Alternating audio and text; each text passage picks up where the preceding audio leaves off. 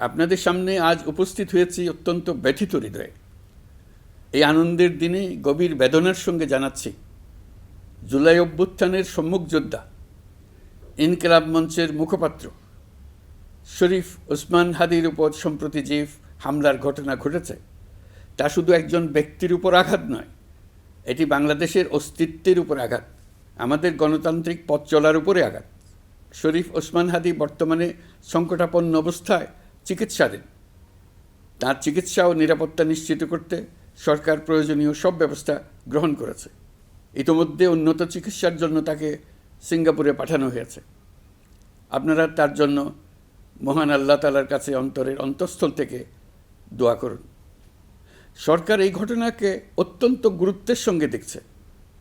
ঘটনার সঙ্গে জড়িতদের প্রাথমিকভাবে চিহ্নিত করা গেছে।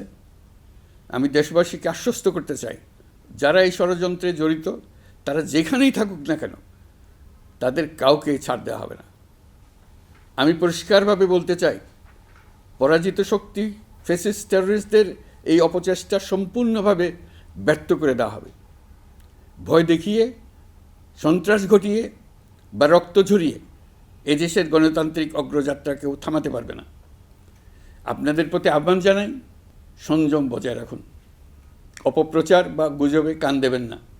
ফ্যাসিস্ট টেররিস্টরা যারা অস্থিরতা সৃষ্টি করতে চায়, আমরা অবশ্যই ঐক্যবদ্ধ হয়ে তাদের মোকাবেলা করব। তাদের ফাঁদে পা দেব না।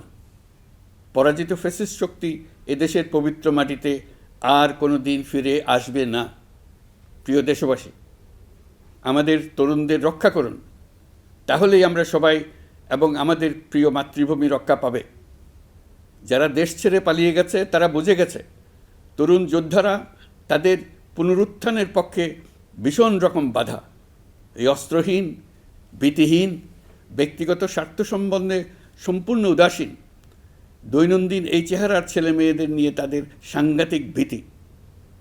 তাদের লক্ষ্য হলো নির্বাচন আসার আগেই পথের এই বাধাগুলো সরিয়ে ফেলা, নিজেদের রাজত্ব আবার কায়েম করা। তাদের বন্ধুরা যতদিন তাদের সঙ্গে আছে ততদিন তারা এই স্বপ্ন দেখবে। নির্বাচন হয়ে গেলে তাদের বন্ধুরা সমর্থন জোগাতে বেকায়দায় পড়বে। সেজন্যই তো এত তাড়াহুড়া। তারা চায় নির্বাচনের আগেই তাদের ফিরে আসা নিশ্চিত করতে।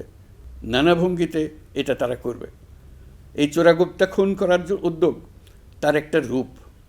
আরও কঠিনতর পরিকল্পনা নিয়ে তাদের প্রস্তুতি আছে। দেশের সবাইকে জোর গলায় বলতে হবে, আমরা তরুণদের রক্ষা করব।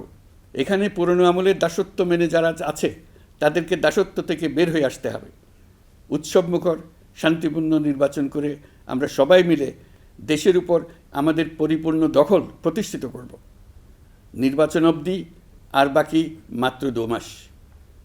আমরা তাদের উপর নজর রাখব এবং বাকি দিনের প্রতিটি দিন উৎসবমুখর করে রাখব।